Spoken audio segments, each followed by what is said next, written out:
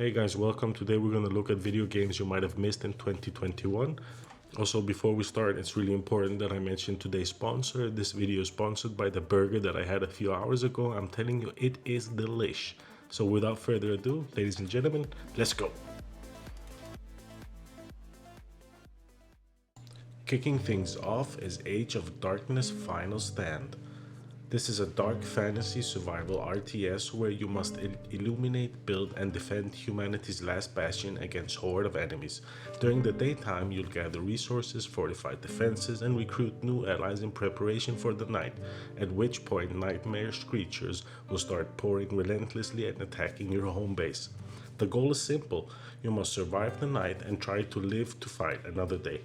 So to the game got a procedurally generated map, and you'll use these light sources to push back what they're calling dynamic death fog that conceals the enemy but also damages your troops if you walk through it. You'll have to try to clear your way through this and then claim back territory while also hunting for resources. You'll then use these resources to build defenses back at your home base. The game will run on a day-night cycle that transitions with time, so basically you're just fighting the clock in preparation for nightfall, and then once night comes, the attacks begin. These enemies, which are called nightmares, have a wide assortment of them. They'll just start pouring in. They're basic swarmers, but also special units like the spitters, the crushers, and the wraiths, each of which will require their own unique strategies to fight, and you'll face what they call overwhelming number of enemies. They leverage an internally developed technology which they refer to as swarm tech.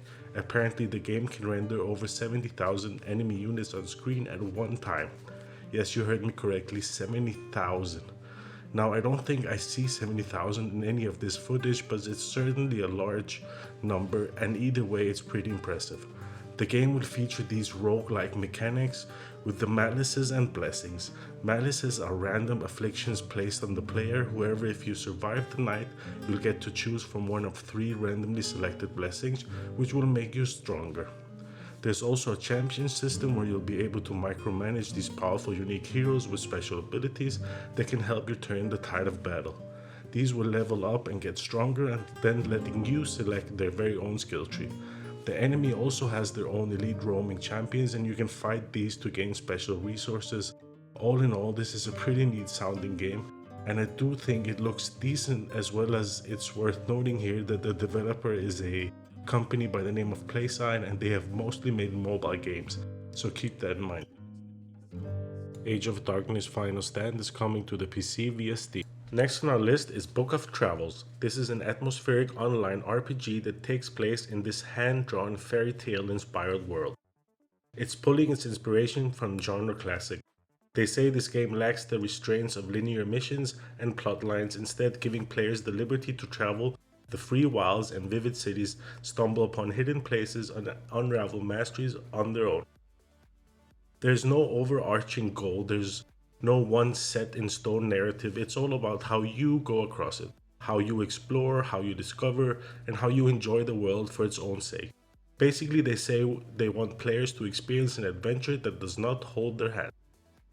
Now, they're also calling Book of Travels a mini MMORPG, a tiny multiplayer online RPG, where you will occasionally run into other players who are also on their own adventure, and at this point you can choose if you want to work and play together or just continue on your adventures by yourself. The game has a majority of features, including 20 forms to choose from, which are kind of like classes but not really. So there's a detailed character creator that mainly focuses on personality and identity rather than stats and classes like traditional RPGs. You can choose to be a danger-seeking adventurer or a stoic practitioner of magic, or maybe you're carefree tea-drinking gambler. The choose is clearly that this is going to be the game's leaning heavy into role-playing aspects in RPGs. They say there's an evolving world and narrative as you encounter countless randomly occurring events, making your story unique every session. They also say there are tons of intrinsic event chains to unlock items, character secrets, and hidden gameplay features depending on how you approach the game. You will periodically run into other players. While there's no in-game chat, the game does make use of unique symbols that you learn and unlock as you play through the game, and can be used to communicate with others non-verbally. So if you like what you see, you know exactly where you can get this game, the same place you get all your other games. On to the next.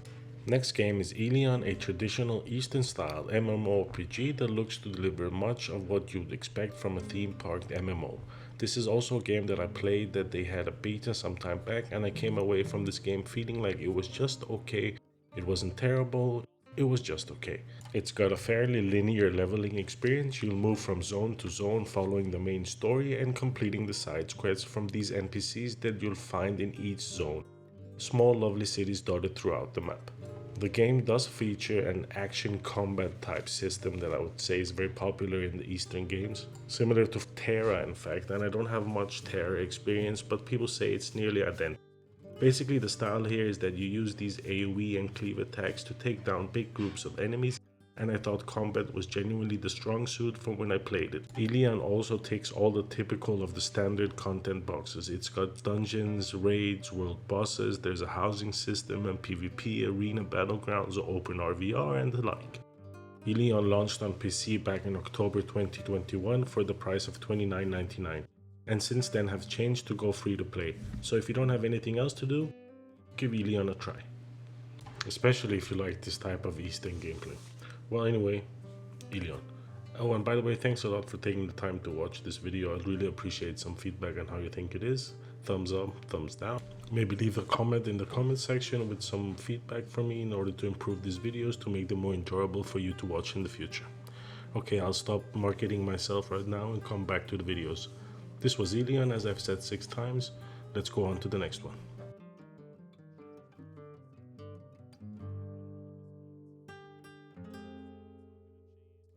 Next up, we've got the Dark Pictures anthology House of Ashes. Now, as the name implies, this is part of a series that's the standalone cinematic branch horror games where the decisions that you make determine the story and the outcome of the game. This is the 3rd installment of 8 total games that are planned for this series. Anthology House of Ashes is particularly takes place at the end of the Iraq War, where the special forces that are hunting for weapons of mass destruction unearth a buried Sumerian temple containing unearthly creatures. They say in order to survive the night below, they must forge a brotherhood with their enemies from the world above.